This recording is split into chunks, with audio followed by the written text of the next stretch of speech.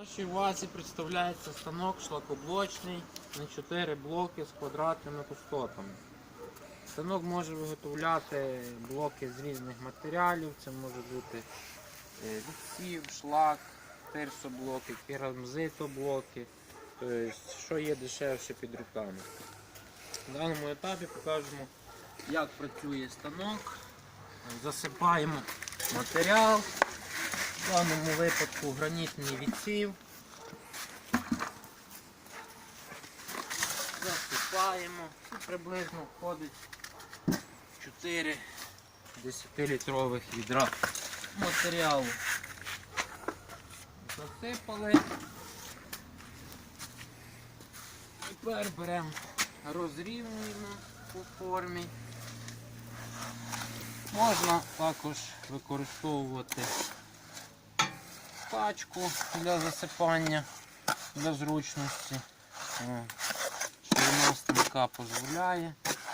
Значить, розрівняли, тоді включаємо часткову вібрацію, заповнюємо пустоти. Знову рівномірненько розрівнюємо матеріал по формі.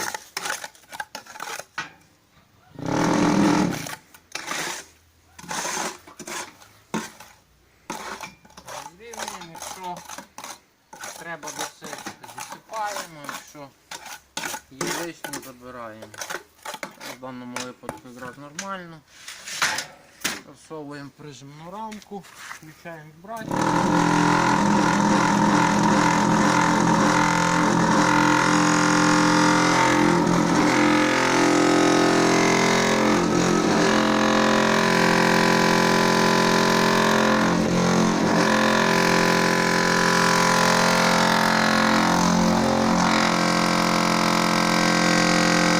Коли ми завібрували, тобто станок вперся в упори, далі вже прижимна рамка опускатись не буде. Тоді з вібрацією плавненько піднімаємо форму.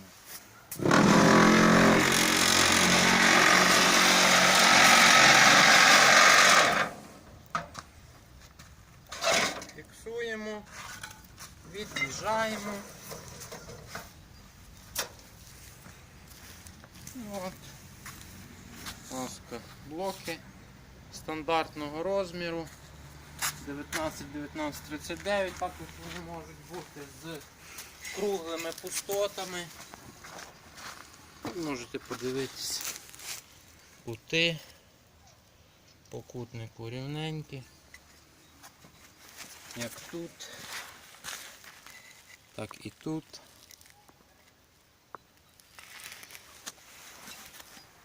Якщо є якісь запитання, задавайте, дзвоніть, завжди раді відповісти.